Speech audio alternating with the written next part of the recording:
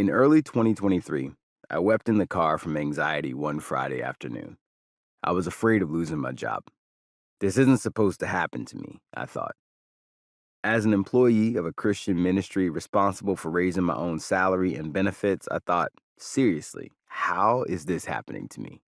I'm a good employee, and my last performance review had no hangups. I was confused, sad, and disappointed. And then, to my surprise, I said to myself, and kind of to God, I'm a good Christian. I don't deserve this. Later that year, I woke up on a Tuesday morning and filled the toilet with red pee.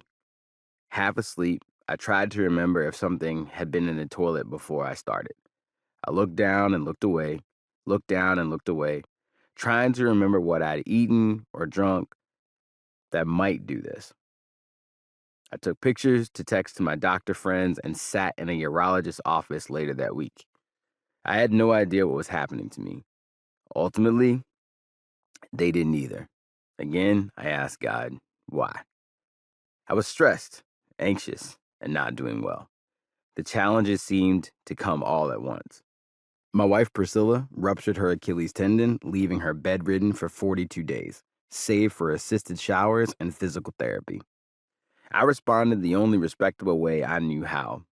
Suck it up and keep going. Activate Super Jonathan. Pick up and drop off for both kids. Meal prep for each week.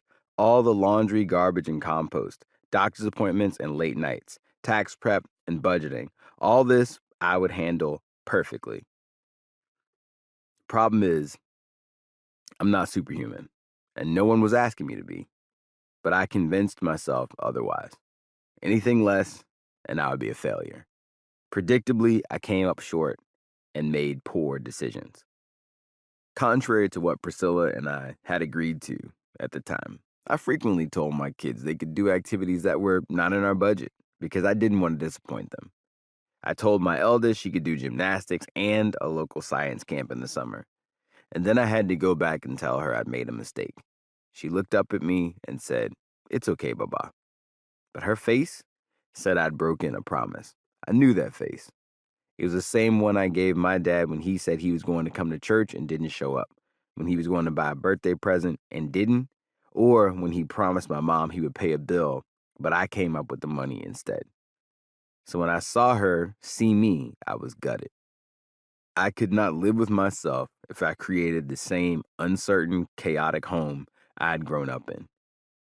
From the opposite side of our white picket fence, things looked dreamy. I was married with 2 kids, a dog, and a home in New York City.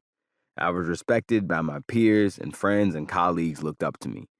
But I believed the opposite of what I prayed with my daughters every night.